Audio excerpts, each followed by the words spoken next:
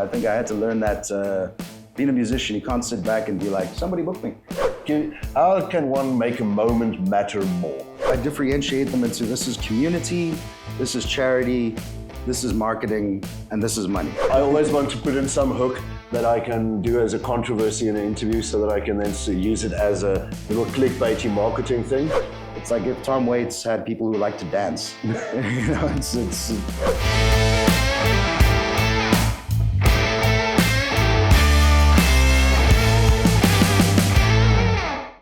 How's it, guys? Welcome back to the Baascast. My name is Baas de Beer and this is my cast. On the cast with me today, I have Riaan Smit. How's it?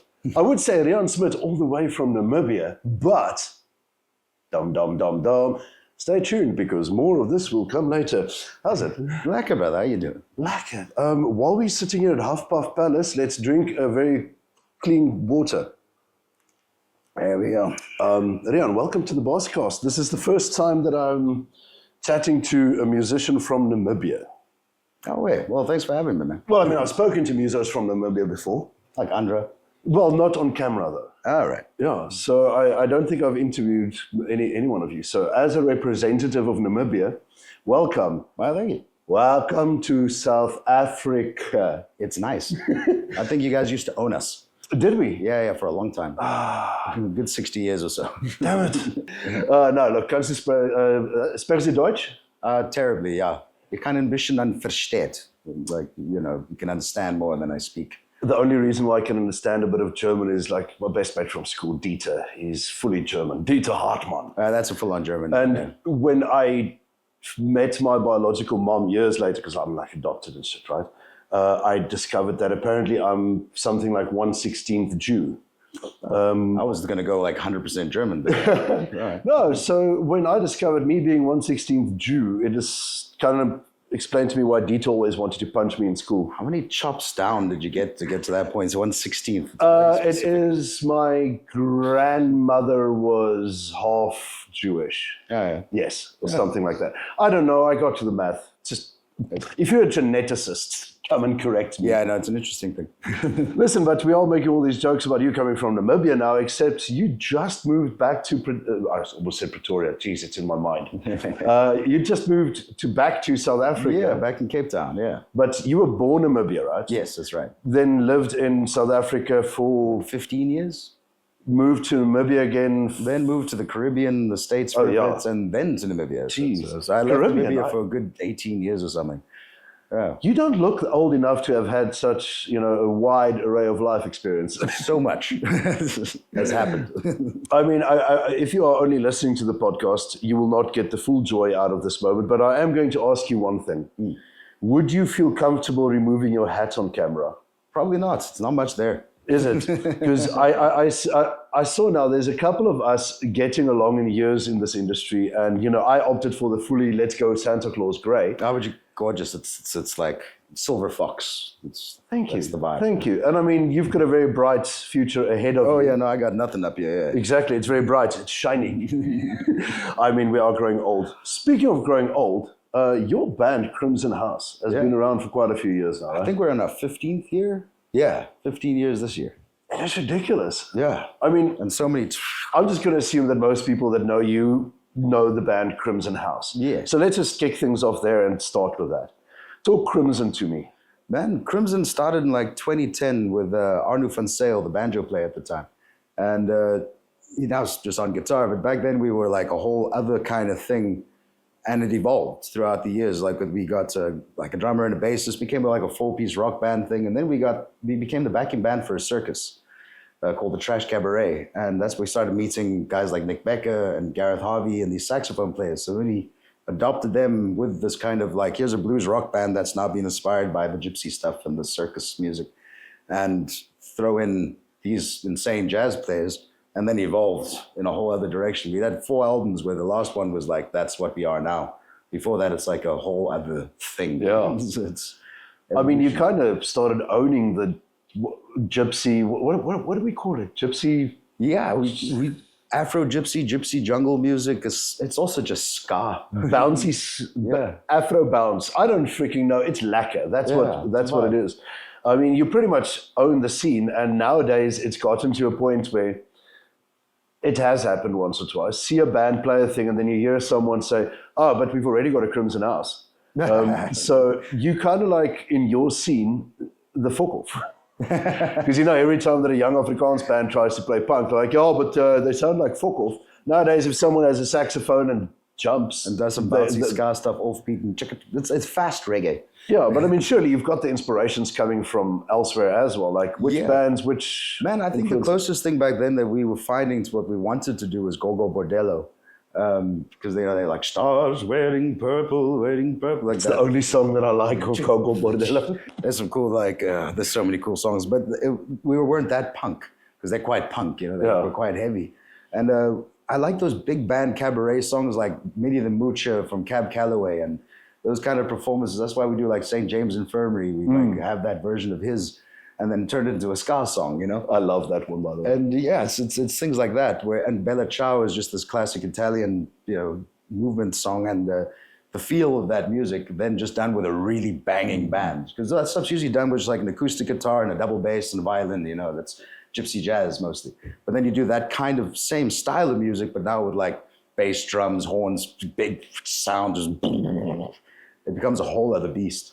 And I mean, if you take what you as a creator can do with a good piece of music, you can literally put a whole new feel to it. Yeah. I mean, I love taking actually St. James Infirmary as an example, and I've spoken to young musers about songwriting, about what you can do with a song based on using that as an example and then playing them your version and then the version that Hugh Laurie does. Yes, the whole other world. It's two different songs, two different feels. I like the saying that good songs can wear different clothes. Ooh. That way you can be like, it's like, oh, here's, Bob Dylan's, Stairway to Heaven. Not a Stairway to Heaven, I'm talking about Knock on Heaven's Door. Yes. And then, Guns N' Roses version. It's like, two different worlds, but it's a good song, different clothes. And I hate it when people have to then immediately go into the competitive way to say, oh, but that's the best version. No, that is a better version. I'm like, okay, but what day of the week are you asking me? And for who? And for why? People. It's like everyone's got their own style. Like I love doing Minnie the Moocher, and I've heard Cab Calloway change his own version throughout the years because he's done it in the 20s and the 30s and the 40s and 50s. You see, as technology evolves, he evolved to take his same song, but now let me do it with this type of band and this setup and different ways of doing it. So it's his own tune, but he's evolved with it. I think that is where it comes to me to be a problem to have a band. Yeah. Like when I play music, I can play the same song and halfway through get bored with it, realizing it's not vibing with the crowd, and then just fucking change the way that I play. It's up and down. You do that with a full band. You spend enough time together as a band with good musicians who start to understand each other, is that you can change the plan like right there. Be like, okay, cut this, maybe make this longer. Crowd's really vibing with. When it's your own show, especially, you don't have any time limits, then you can really be like, cool, like Unicorns. When we're playing with this band now, it's like it's usually stuck to form. And now if we're not at a festival, we're doing one of our own shows. It's like, cool, add a solo, add a drum solo, add a sax solo, add a this, add a that. Bring it up, bring it down, mess around with it. Because you see the crowd's vibing with and you just see that happening in the moment. How's the communication in your band? Jeez, dude, it must be really just good. Like good little hand signals. It's like, keep it going, bring it down. Let's lose our minds, break. I use my feet a lot to say it. There's a very nice correlation for me between well-established bands like you are and church bands, funny enough. Yeah. Because I think the best communication needed, I mean, I grew up in a church and playing church bands and stuff and did that for a while. And I think the worship leader is essentially the same as you. It's got the same role. Because not only, and I'm specifically looking not yet at you as general frontman of a band, I'm looking at you as Riaan, frontman of Crimson. Yeah. Because you direct almost a holy atmosphere in your audiences. Everyone's singing along bound, so you've got that responsibility of communication. You are still communicating the art, the artistry, the song, and your communication with your band is so good that you can probably get it right to get them to do whatever you need them to do. Very much so. I think it's a good, interesting link between the preacher and that kind of thing. Like I found myself years ago in New Orleans, and I specifically wanted to go to a church which is like one of those like apostle lose their mind kind of churches. Yeah. And I got into that energy, and it was like, whoa. Like you see how like a band is led, like a 30-piece thing, and then the circus stuff. I was watching a lot of ringmasters because I ended up having to be a ringmaster in the circus thing. and then seeing how they direct the audience and also direct the attention.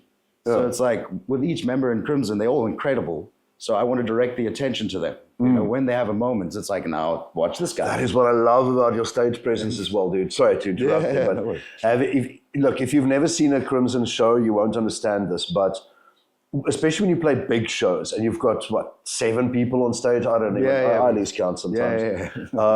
I'm taken back to, sorry, let me just make that point. You managed to let the spotlight be shared. Yeah, it's important. I always get the feel that it's not a Riaan show. Yes. You know, it is a Crimson House show.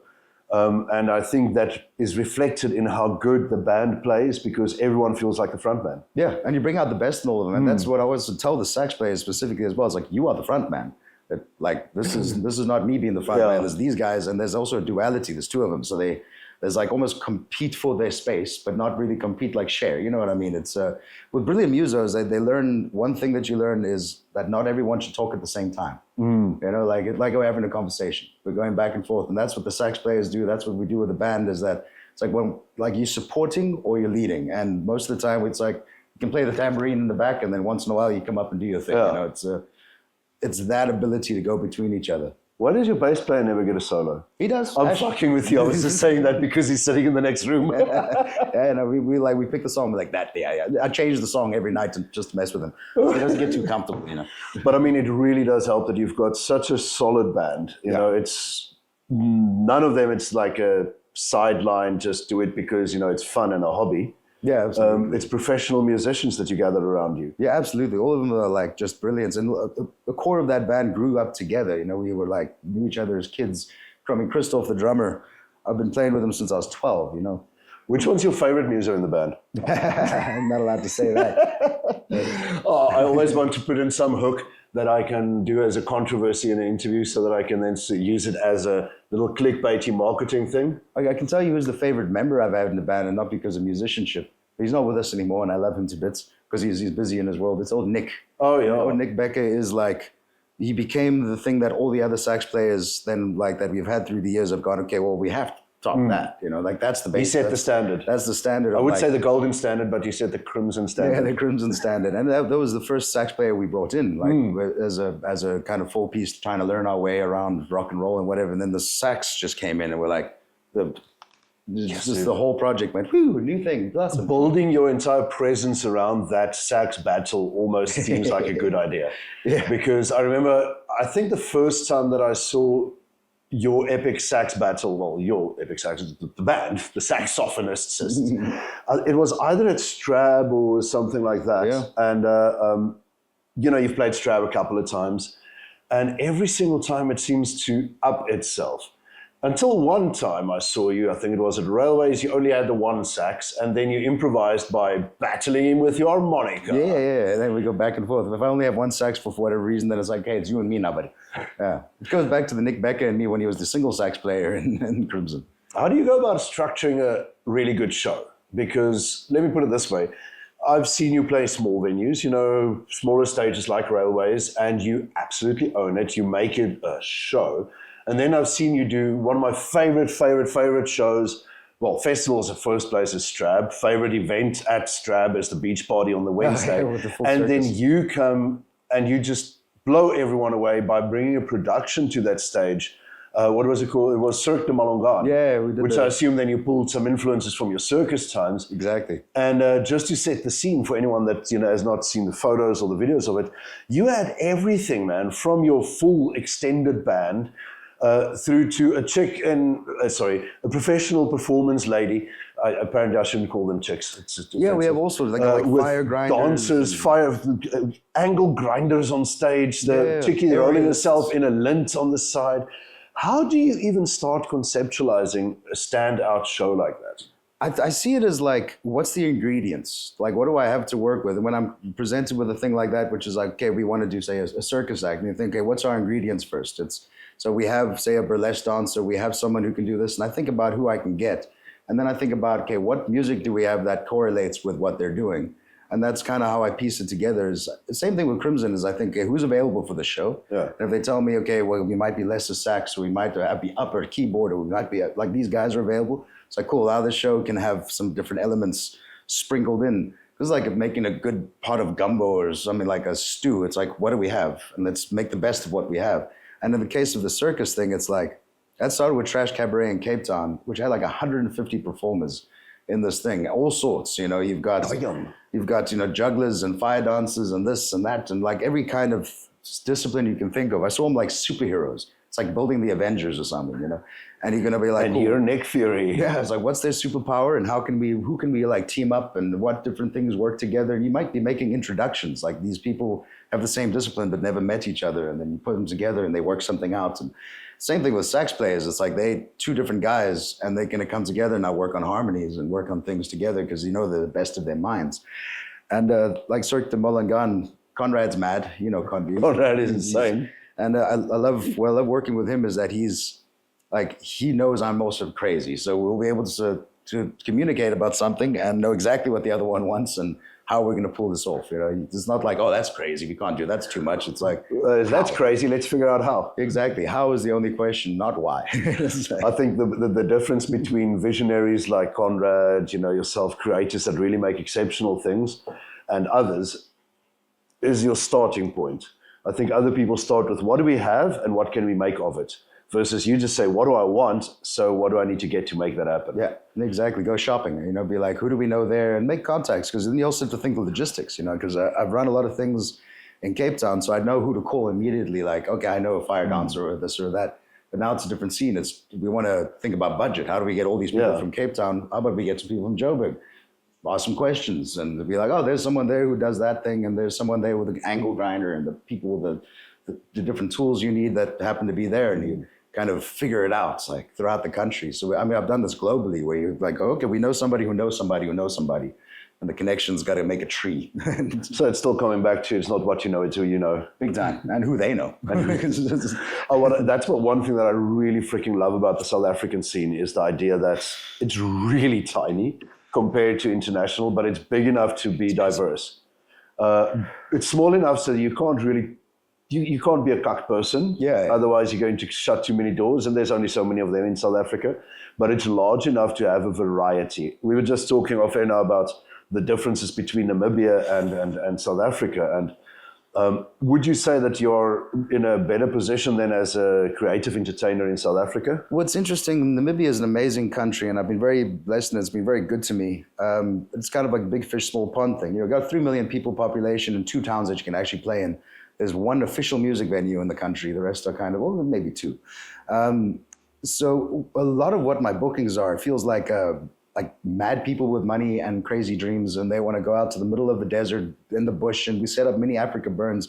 I spent the last 4 years of my life doing like mini burns all over the country, where you're just like, that's why you need a 4x4 and a PA system, and it feels like it's more manual labor, my job. It's like you go out and you go like, let's set up a crazy thing in the desert kind of thing. That is awesome. And these people, mad people with mad dreams. Namibia's population is like 3 million people, whereas South Africa is 60 million. So automatically 3 million is like Joburg. Yeah, exactly. It's a neighborhood here in Cape. It's Kailicha. And it's interesting because you've got big fish, small pond kind of syndrome. I think I got comfortable there quite easily because there's only so many guys you can call on for this crazy job that you're expecting from them.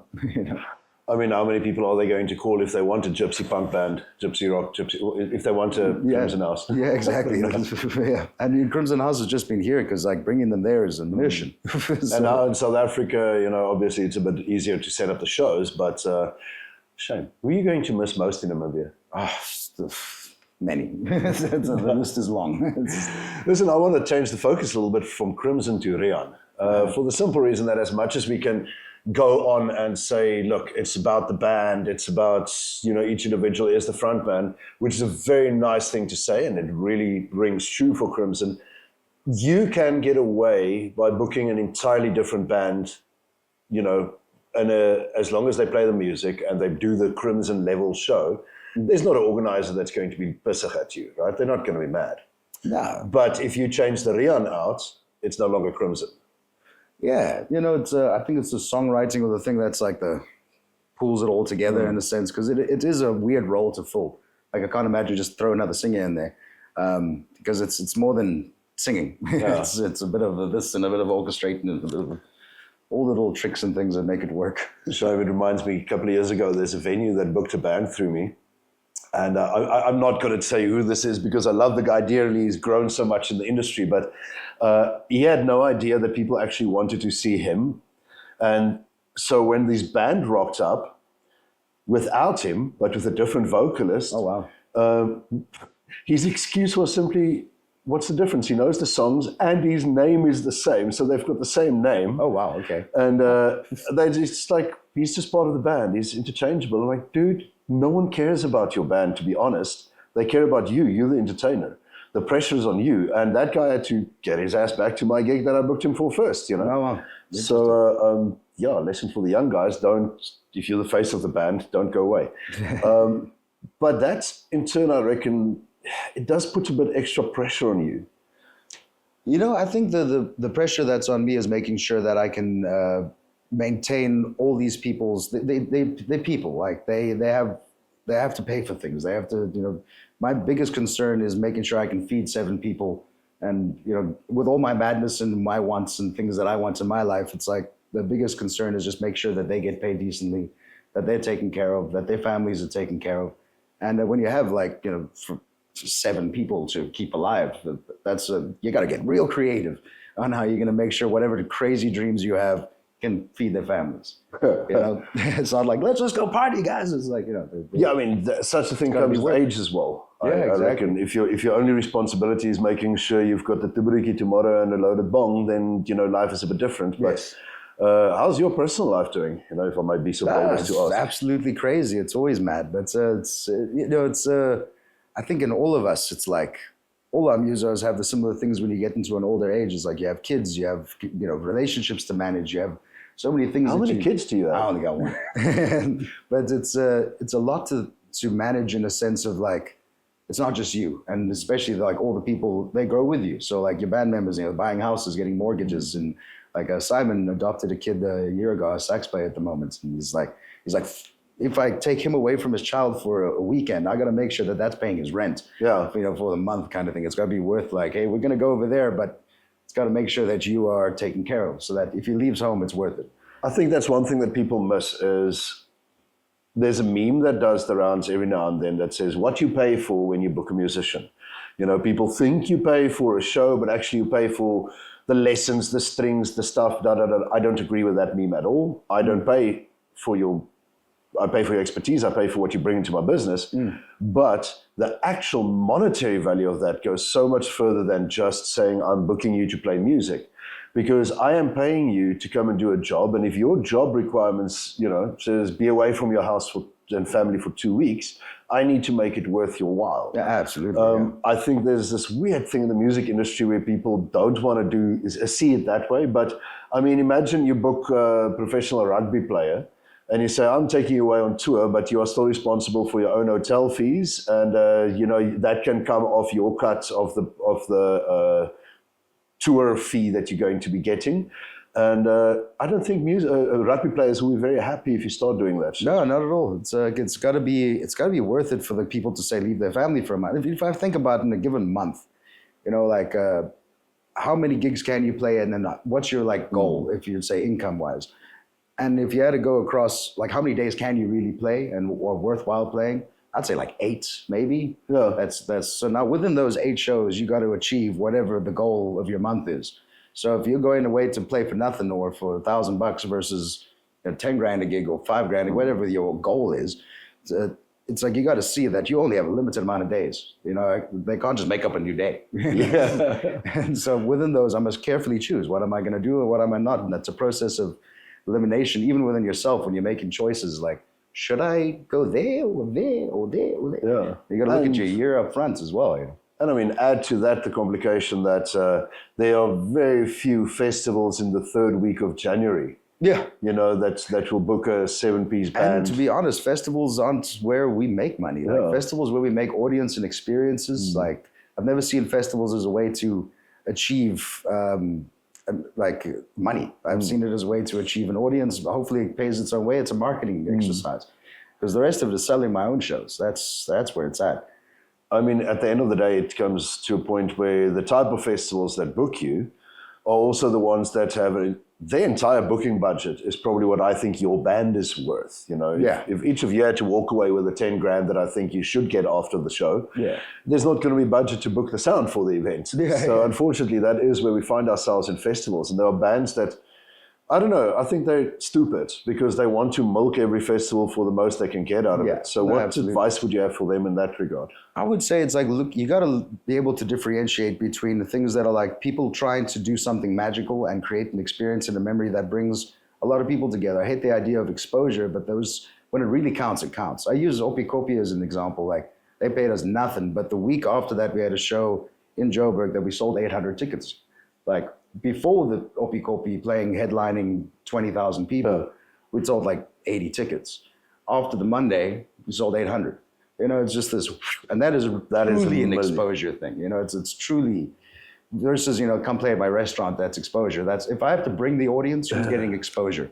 You know, if I have to bring my audience to you, it's you getting the exposure. You know, so a value of a band really is, like, can you bring people? And anyone's main goal is get as many people as you can to get behind you. If you have 1,000 true fans, like that concept, I'm sure you've heard of 1,000 true fans. Beautiful thing. If you can convince 1,000 people, you know, once a month to come out for $200, you're okay. You know, your people will be okay. You know? I had a thought about that 1,000 fan concept, and my theory around that is just, I would be willing to say if a band's got 1,000 fans and each of them would be willing to, on average, spend $200 a month on that band, you know, that's 200K per month coming into the band. So I reckon bands should have that thing in place where, look, it's my loyalty club. You're a paying member, you get into my shows for free. Because, or, you know, if it is a ticketed show for you, obviously, if it's a festival selling tickets, it's different. But I think there's a lack of forward thinking amongst a lot of bands when it comes to making business decisions like that, you know. Do you think that's merely a case of age, like in maturity, or because you guys do make a good business, by the way. We've spoken recently about potential bookings for the rest of the year, and I love how you approach the business side of things. You definitely have a yes, you definitely have a no, and you've got a line of negotiation, but it's compromise on both sides.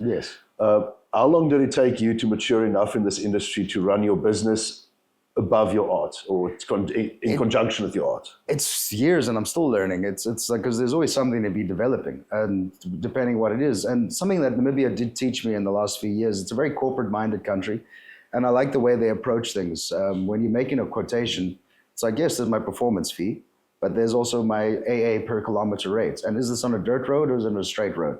There's different rates. It's like 6 Rand a kilometer for that car, 25 Rand a kilometer if it's a dirt road and it's a mountain freaking climbing. Then there's a rental on your car. My film industry guys go as far as going, like, you know, you should charge for the strings as well, you know, for incidentals and picks and anything that you might use for the show. And that's going too far for my liking. But I was working with a tourist company there, and they were booking me as earlier on when I arrived. And I quoted them something. They're like, look, you're charging way too little. You should charge us more. And it's very rare that you get that kind of thing. Where, like, no, you should charge us $2.5 grand a day for just using your car, because it's gonna be 3 days, and you have to charge us 25 Rand a kilometer for this 1,000 kilometers. And you're like, my performance fee is nothing. But then there's this like 30 grand just for getting there. You know, and that's what they budgeted, real things. So what happens a lot here is, and in most places, is there's an offer of this is what we have as a budget. And you don't even think about the fact that your gas, that your like tires are going to fall apart, that there's accommodation. You don't even think about it. He's like, oh, I see 20, 30 grand. And you watch it just disappear the moment you get on the road. And you're like, fuck, we wouldn't pay the bandwidth, you know? And then the musos that charge the 2.5 grand for the 5-piece show, for 5-set show or whatever. They can't understand why there's no money left at the end of the year for a little bit of a holiday, because they had to fix the car, they had to change the tires, they had to pay for whatever in the house, they had to buy the clothes. And look, I find the balance difficult, because there's no fucking way that I'm paying you for your strings, because in my mind, it goes too far. You know, that for a pub show, I can't fund that for you. But when it gets to a point where I am effectively employing you as, say, for instance, the band that's going to be performing on my luxury yacht for the rest of the season, then there's costs. Where does one draw the line, though? Man, I think as well, it's one has to be very good at at figuring out what it is this person that is wanting to book you is. What's the goal? What's the thing? A lot of shows I differentiate them into this is community, this is charity, this is marketing, and this is money. And if it's I would community, charity, marketing, money, yeah. And like within those things, like if there's a community thing, and say there's a local bar that I love and there's a nice community of musos there, it's like I don't even care about the money at that point because this is a community. Maybe there's $1,000 going around and like a hat or something, but it's like really this is a place where it's like our community. We come together, we play, we enjoy each other's company, and that's a different thing. You know, I see that like Saturday. This Woodcrock, for me, that's a community show. This is like, here's a community. We're all going to come to. We're all taking a split of the money. It's like, it's a different way of approaching it. And I think the less I want to be there, the more I'm going to charge. You know? Is that why you charge me so much? Well, I look at what the difference is. It's like the more of a mission it is. It's like, okay, if it's down the road from me, great. If it's going to take 40 hours of my life, different thing, you know, like say Strab, I could never charge them like they like, this is what we got, that's what we got, that's what we got. And you're like, I love this thing. This is community, and it's also a bit of marketing, but it's more community again. Marketing is like then a massive festival, Daisies, Opie throws you in front of 20,000 people, and you've got this amazing, it's like, cool, just cover everybody here. We're not here to make money out of this. We got 20,000 people that never heard of us before. Yeah. Like, we're gonna own that moment. You know, this is like Up the Creek and these things, like they have a little offer and you're like, oh, we'll work with you guys because we know this is marketing. That falls in the marketing thing. Charity is where you literally are like giving, you know, charity, go out and play for the SPCA, and those are great things to do for your soul. It's almost like a karmic trade. And then there's the money ones, which is like corporate weddings, birthday parties. I don't know these people. They've seen us at Up the Creek. They love us. That is the result of your marketing because they saw you at the festival. Exactly. Now they want to pay you to play for them. Exactly. And it usually comes with a big mission. It comes with this thing of like, let's go to the middle of nowhere with all your people in a PA system. And it's a job. You know, now I'm like, this is physical labor. I'm going out there with a whole, you know, mess of things to work out. And sometimes they mix together. You get this like private thing that's booked that will help fund so that you're like, cool, we're in the neighborhood. Let's go do one, you know, for our own, you know, show at whatever venue that we're like, cool, we're covered to get you. Yeah. How often do you do your own missions then, in the sense of, look, I am booking out a theater, I'm setting up a show, I am selling tickets? That's mostly what I do. That's most of the time. And I think it's like creating my own certainty. I think I had to learn that being a musician, you can't sit back and be like, somebody book me. You know, it's you go out and that's where you get the booking, like the big festival or something, because they see your name everywhere because you posted it everywhere, and they see the money you're throwing behind it. They see the audience that showed up to be there, and that's also where your value comes from. Again, it's like if you can pull 1,000 people at $1,000 at $100, that's $100,000, and that should be your value. Maybe take 20% off for the agents, you know, for the agents to pocket something for the venue or something. So it's like $80,000. There's a good healthy fee for someone that can pull 1,000 people at $100. But I mean, the fact that you can pull X amount of people for a show, I think that is about 50% of your indication of worth to me when I book you for a show. Absolutely. Because I always figure that if I could afford to book a band for any show, it would probably be you guys, you know, but I mean, fitting a big band into a small bar is not always feasible. Yes. But if you bring in the money, we can make it work. Yeah. And for me, that's always been the case. Then you get these artists that want to charge you $12,500 to come and perform, but they bring 5 people. Yes. I'm sorry. I can justify it if you still bring $6,000 worth of people and the rest is overspending on drinks or so, but... That's why I see the Afrikaans guys are very popular in Namibia, is that that's a good return on investment. If like a venue there books an artist and goes, okay, it cost me $40,000 to book these guys, but they bring me $80,000 at the door. You know, then you're like, well, I've just made $40,000 and my bar is full. And so then it's a no-brainer. And if you are one of those guys you spend $40,000 on and then 10 people show up and it's like, you just lost money. And there's artists like that are powerful like that in this country that have the ability to kind of make a logical business decision, like Jack Barrow. He's super popular because anyone books him, they double their money. Yeah. You know, it's like, sweet, this is a good investment, you know, and that's what you want to feel like as a band as well. You want everyone to win. So if someone books us to fill their place and we fill it, I hope if everyone wins, best scenario. So if you had to do an elevator pitch for anyone to book Crimson House, what do you say? I would say, I wouldn't even know what to say. I would like to sell Crimson is the weirdest thing because it's like, would you like a cabaret circus party of notes with its own audience? You know, it's got its. We are weird. We are not your typical like pop act. We've got our own music. We've got like 80 of our own original songs that throughout 15 years people like, and they show up to hear them at a show, and there's a community around us. Very like, it's like if Tom Waits had people who like to dance. You know, it's if someone's never seen it before, it's like it's a mastery of showmanship from everyone's side, and for the people who have seen it before, it's like they know exactly what to do, and because they know the music or whatever it is. But I wouldn't call it an elevator pitch. It's like, you got to see it. Yeah. Even I'm surprised. Like every time I'm like, what? Listen, I want to get off the band stuff quickly and jump a little bit to deeper things. Yeah? Welcome to Art Therapy with Baas de Beer. Okay. I would love to chat to you a little bit. If there's any suggestion that you can give my audience for something practical that they can do once a day, or, you know, something like that. Something to build joy and give meaning to your existence, or just make a moment matter. I think I should call it that. How can one make a moment matter more? I like the idea of an attitude of gratitude.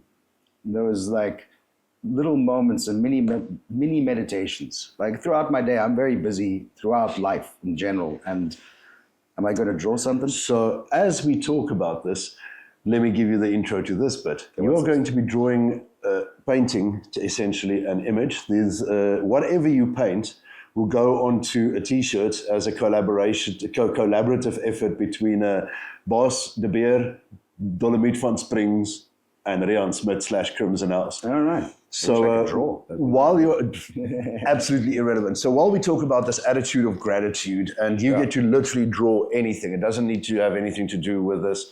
It could, I'm going to use a quote from our podcast and put it over the T-shirt or something. I'm still figuring it out. Right. But I want this to be an interactive little art discussion. But let's talk gratitude then. Yeah. Right. What do you define as gratitude? Gratitude is basically looking at, in my mind, it would be, we tend to think of all the things we don't have. And occasionally it's just the small things that you can count, that you go, man, I've got this, I've got that, I've got coffee to start my day with, I've got good friends around, whatever little mini thing. And I like my little mini breaks through my day. Instead of going like, let me tackle the task for 10 hours, I take my little mini breaks where I just switch my brain right off and have a smoke, think of life, think of the little bits and pieces. And I like having goals. So I've always have a to-do list of some kind. I should probably start drawing, right? If you want, or do you want to rather chat first and then we do an art session where you just sit and draw? Well, I'm honestly figuring this out as I go along. Okay, fantastic. Well, yeah, I'm not that great at whatever you prefer. But, if I had to think of my mini breaks, even if they're just in the week, it just might even be a day. You ever heard the parable of the Axeman, of the lumberjacks? It's a little parable. Refresh me. So the parable of the Axeman is there are two lumberjacks who go into this every single day, go to work and they chop wood, and they only get paid based on how much wood they're chopping. And every single day, the one guy goes for a break, takes an hour off, relaxes, and even skips a day of the week occasionally and just doesn't show up. And the other guy just piles through, no breaks, just going constantly, just chipping away. And at the end of every month, he looks and they see the other dude who's taking the breaks is chop more wood and making more money. And the guy's like, I don't understand this. Like, I go and just chop away all the time, never taking a break, and you're taking all these breaks all the time, and yet you get more done. And it's like, how is this possible? It says, well, I'll tell you what I do is every day that I go and take a day off, or I take an hour off, what I'm doing in that time is I'm sharpening my axe. I like that. And however you choose to interpret what is the sharpening of your axe, owning of a skill, taking a rest. Relaxing the brain for a minute because you come back stronger. And that's like, if we just surround ourselves by that amount of stress all the time, it's like go, go, go, go, go. Eventually, you just burn out, just fall apart.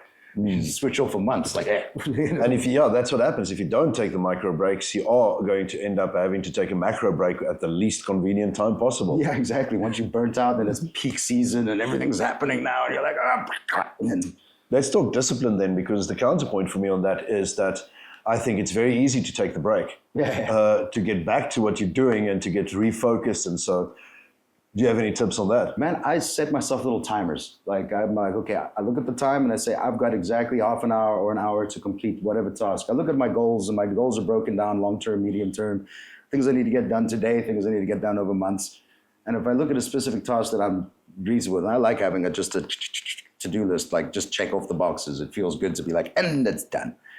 And I look at it like, cool, I've got 1 hour to do that, half an hour, 15 minutes, like break it down into how long is this going to really take? And whatever monster task this is, I think of just last week I had a full house, and this week I've got whatever's like, it's unpacked in a new place. Like I went in 5 days and I moved country, and all my stuff is in a new place. Like, and it's just like, what's all the things? How long is each thing going to take? And I forced myself to be like yesterday when I showed up, and my bucket is full and I got to move it all.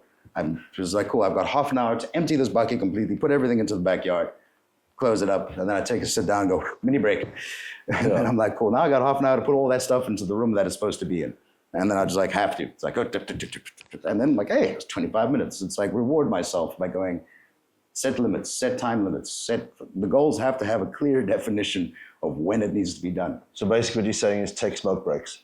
Yeah, I mean, whatever break you want. That's the one thing that I do miss about smoking, because I quit like 5.5 years ago now. And, it's a good thing not to do. It's a terrible thing to do, the smoking. Yeah. Don't smoke, but take the smoke breaks. Yeah, that could be anything. That could be just like whatever it might be, just even doom scrolling it could be. But you know, if you're drawing a picture, if you're just getting in touch with a mate, or just commuting little bits and pieces that are actually more like freeing. It just relaxes your mind. I would love to play more guitar, because that's a process that's like, it's kind of half master a thing, and then you don't think you need practice, but you always need to practice a bit more. And those are things I'm wanting to get back into my life, where I used to sit and actually like those little bits, you just put 5 minutes a day, 10 minutes a day, just running a scale, just whatever it is, just doing that. Because little bits make a big difference over time, massive. Well, I like that, and I think that is such good advice to essentially end a podcast off with. Dude, thank you so much for joining us. I reckon what we're going to be doing is, for the remainder of this recording, you will be drawing whatever you want.